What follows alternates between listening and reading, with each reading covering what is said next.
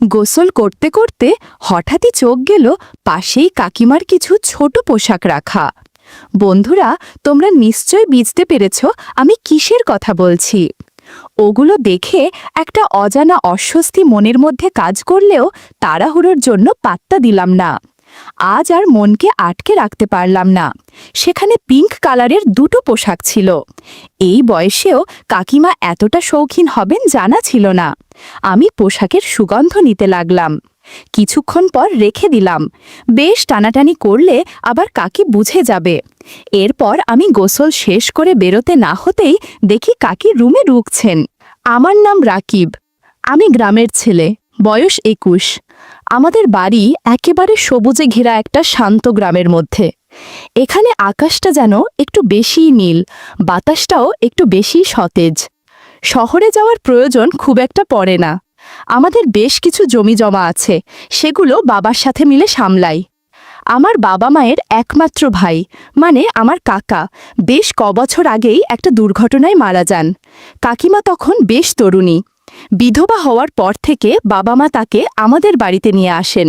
আমাদের পরিবারের একজন হয়ে ওঠেন কাকিমা। আমি তখন অনেক ছোট, তবে ওনার সৌন্দর্য আর ব্যবহার ছোটবেলা থেকেই মন কাড়ত। উনি একদমই সাধারণ কিসিমের ছিলেন না।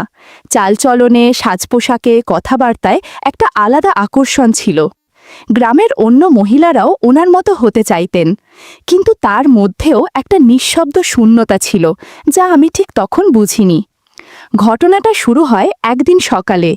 আমি তাড়াহুড়ো করে স্কুল যাওয়ার সময় দেখি নিজের বাথরুমে পানি নেই।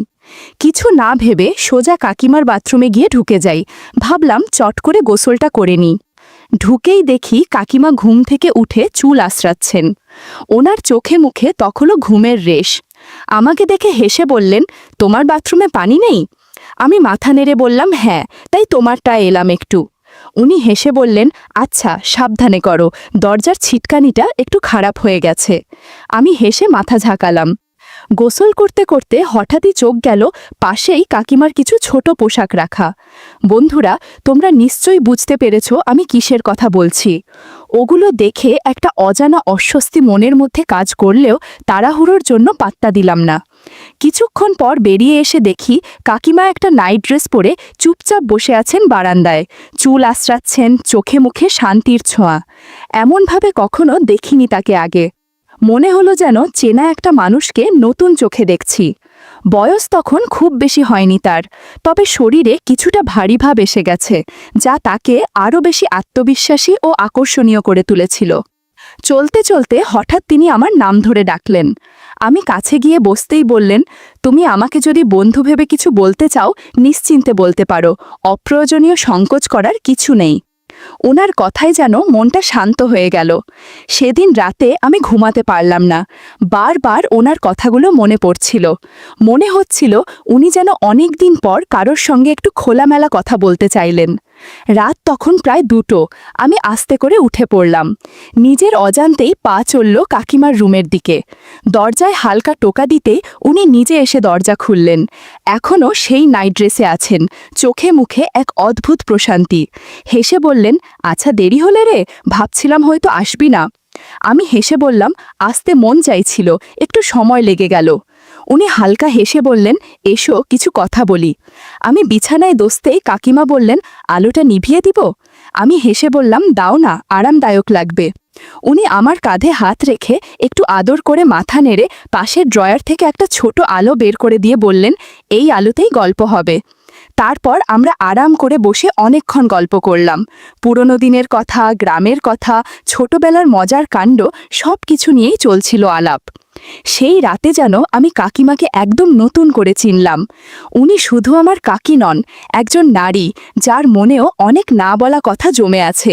সেদিনের গল্প যেন আমাদের মধ্যে একটা ভিন্ন রকমের বোঝাপড়া শুরু করে দিল।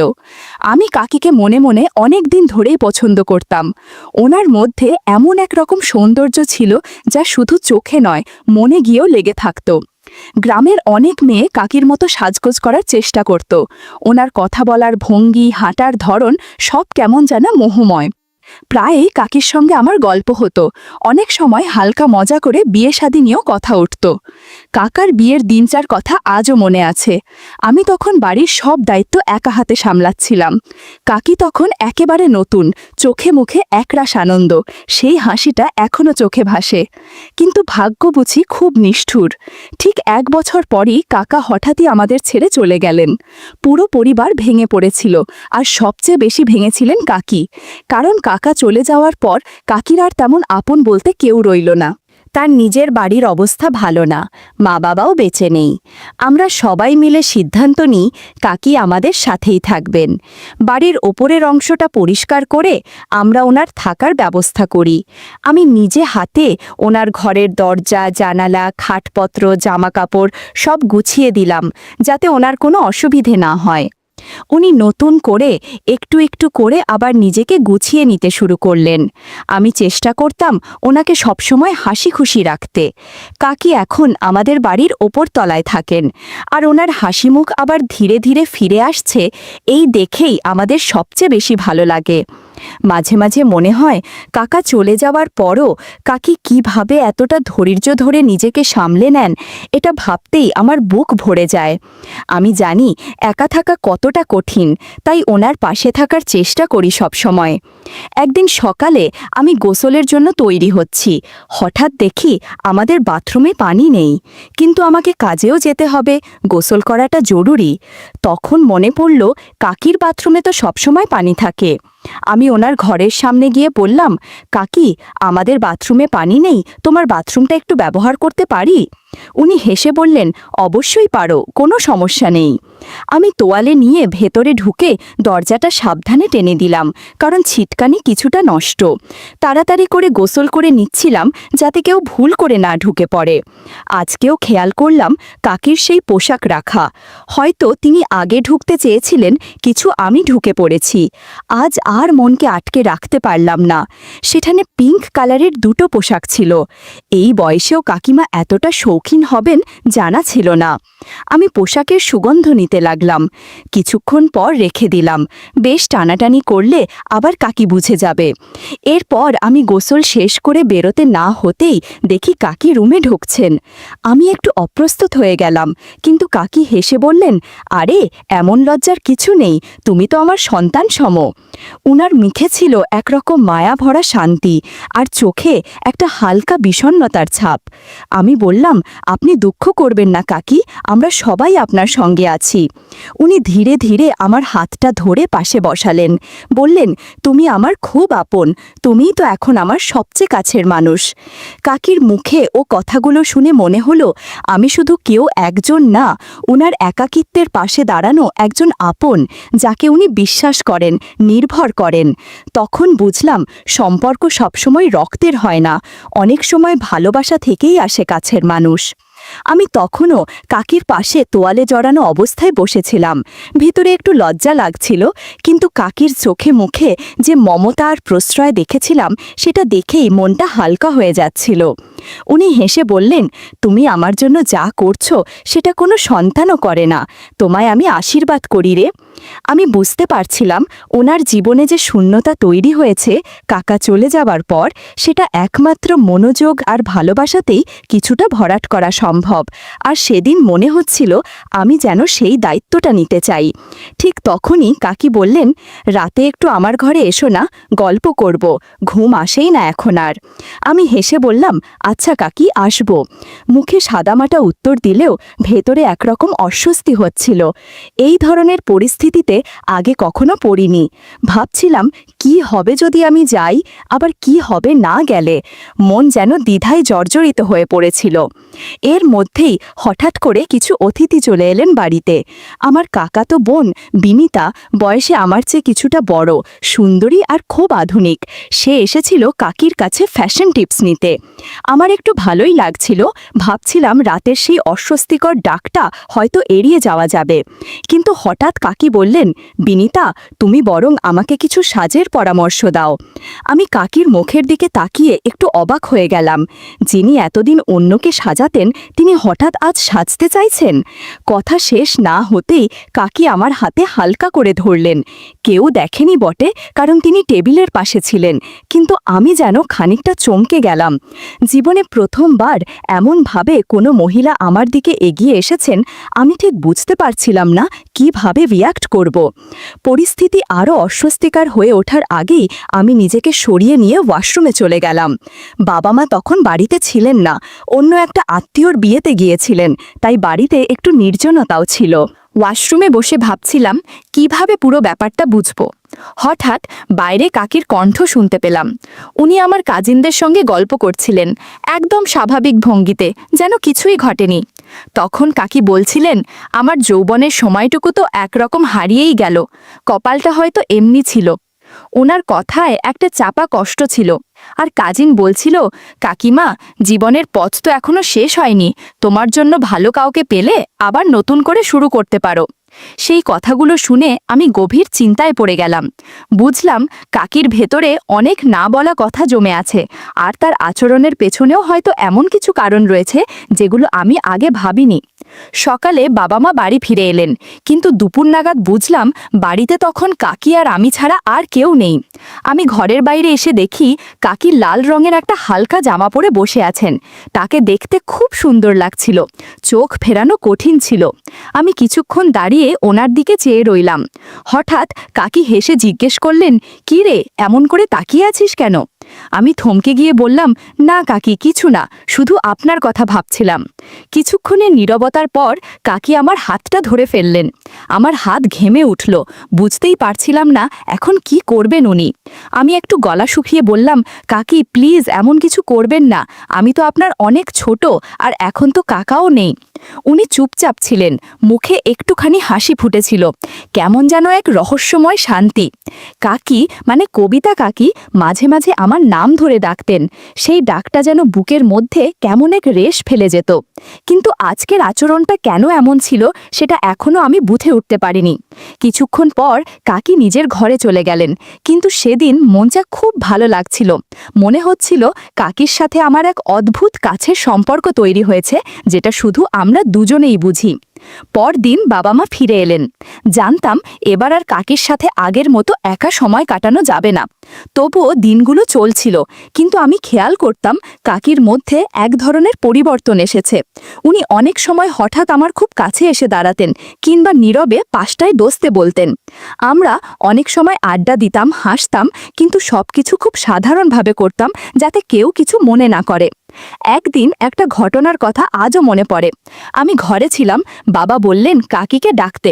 আমি অপেক্ষা করছিলাম, সবাই বাইরে গিয়েছিল, শুধু আমি আর কাকি ঘরে। কাকি সেদিন একটা হালকা রঙের কুর্তি পরেছিলেন, যেটা ওকে খুব মানিয়েছিল। আমি তাকিয়েছিলাম। উনি হাসি মুখে বললেন, রাকিব, আজ আমি খুব খুশি, জানো, কখনো কখনো মনে হয় তুমি আমার খুব কাছের কেউ। আমি একটু চুপ করেছিলাম, তারপর হেসে বললাম, আপনাকে এমন হাসি মুখে দেখলে আমারও ভালো লাগে। তারপর উনি ফ্রেশ হয়ে এসে জিজ্ঞেস করলেন, কেমন লাগছে আমাকে? আমি বিনা দ্বিধায় বললাম, খুব সুন্দর লাগছে আজ আপনাকে। সেদিন আমরা অনেকক্ষণ গল্প করেছিলাম। সেই মুহূর্তগুলো আমার মনে গেঁথে গেছে। মনে হয় যেন কাকিকে সবসময় এভাবেই পাশে পেতে চাই। একদিন কাকির বোন বলল, ওর স্বামী গাড়ি চালাতে পারে না, তাই আমাকে যেতে হবে হোটেল পর্যন্ত। মা বললেন, রাকিব কেন যাবে? আমি বললাম, আমি আর কাকি একসাথে গেলে ভালো হয়। মা রাজি হয়ে গেলেন। আমরা একসাথে হোটেলে গিয়ে উঠলাম। আলাদা রুম ছিল আমাদের সবার, কিন্তু আমি লক্ষ্য করলাম কাকি একটু চিন্তিত। তাকে এমন দেখে মনটা খারাপ হয়ে গেল। আমি হেসে বললাম, চলুন একটা মুভি দেখি, মন হালকা হবে। আমরা একসাথে একটা ইংলিশ মুভি দেখতে বসেছিলাম। কাকি এক পাশে বসেছিলেন। হঠাৎ দেখি উনি আমার হাতটা ধরে আছেন। আমি অবাক হয়ে তাকালাম, দেখি কাকির চোখে জল। মুভিটা বন্ধ করে দিলাম। আমি ধীরে বললাম, কি হয়েছে? কাকি চোখ মুছে বললেন, তোমার কাকাকে খুব মিস করছি। আমি তার দিকে এগিয়ে গিয়ে বললাম, আমি আছি আপনার পাশে, কখনো আপনাকে একা লাগবে না। কাকি শুধু মাথা নাড়লেন, আর আমি অনুভব করলাম এই মুহূর্তগুলো আমাদের মনে থাকবেই চিরকাল। আমরা গ্রামের বাড়িতে ফিরে এলে মা খুব খুশি হলেন, বিশেষ করে কাকিকে দেখে তার মুখে প্রশান্তির ছাপ ফুটে উঠল। মা মনে করেছিলেন কাকিকে পাশে রাখা মানে পরিবারে ভালোবাসা ও সুরক্ষা বজায় রাখা। দিনগুলো কেটে যাচ্ছিল, আমার মুখে সবসময় একরকমের হাসি লেগেই থাকত। বন্ধুরা অনেকেই আমাকে দেখে মজা করত, বলতো এই ছেলে আজকাল এমন খুশি কেন? কিন্তু আমি কাউকেই বলিনি আসল কারণটা। আমার দিনগুলো কেটে যাচ্ছিল কাকির সাথে গল্প করে, একসাথে রান্না করে, কিংবা কেবল পাশে বসে থেকে। আমি বুঝতে পারতাম কাকি যতই স্বাভাবিক থাকার চেষ্টা করুক, তার মনে একটা শূন্যতা রয়ে গেছে। কাকা চলে যাওয়ার পর এই ঘর, এই জীবন সবই তার কাছে যেন নিঃসঙ্গ হয়ে পড়েছিল।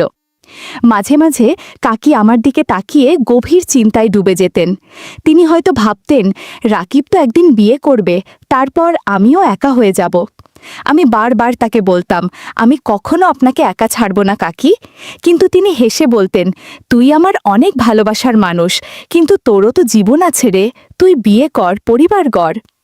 একদিন কাকি নিজের হাতে আমার জন্য এক মেয়ে খুঁজে আনলেন। আমি প্রথমে রাজি হইনি। কাকির মুখে আমি অনেক কষ্ট দেখতে পেয়েছিলাম, কিন্তু তিনি হেসে বললেন, আমার মতো একা থেকে যেন তোকে কাটাতে না হয়। আমি তখন বুঝেছিলাম তার ভালোবাসার গভীরতাটুকু ঠিক কতটা নিঃস্বার্থ। আমার বিয়ে হলো, স্ত্রী ভালো, শিক্ষিতা, সুন্দরী, কিন্তু আমি বুঝতাম যে শান্তি কাকির সান্নিধ্যে পেয়েছি তা জীবনের আর কোথাও পাইনি। তবুও আমি সংসার চালাতে চেষ্টা করছিলাম।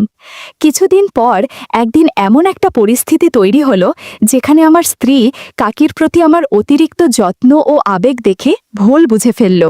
আমি অনেক বোঝানোর চেষ্টা করলাম যে আমরা শুধু একে অপরের মানসিক ভরসা, কিন্তু সে বিশ্বাস করতে পারল না। সে চলে গেল। পরিস্থিতি আরও খারাপ হলো যখন বাবা মাও জানতে পারলেন। তারা কাকিকে ভুল বুঝলেন, বললেন ওকে এই বাড়িতে আর রাখা যাবে না। আমি চুপ করে সব শুনলাম। এরপর সিদ্ধান্ত নিলাম এই বাড়ি যদি এমন নিষ্ঠুর হয় তবে আমি আমার শ্রদ্ধার মানুষটার পাশে থাকব। আমি কাকির সাথে আলাদা হয়ে গেলাম। শেষ পর্যন্ত আমি কাকিকে আমার জীবন সঙ্গী করে নিলাম। কাকি বিধবা ছিলেন, কিন্তু তারও তো জীবন আছে, নিজের মতো করে বাঁচার অধিকার আছে। আমি শুধু সেটা মেনে নিয়েছি, আর কিছু না। বন্ধুরা, ইউটিউবের গল্পগুলো শুনে মজা না পেলে আমার ওয়েবসাইটে দেয়া গল্পগুলো শুনতে পারো। সেখানে প্রতিদিন খোলামেলা গল্প আপলোড করা হয়। কমেন্টে ওয়েবসাইটের লিংক দেয়া আছে।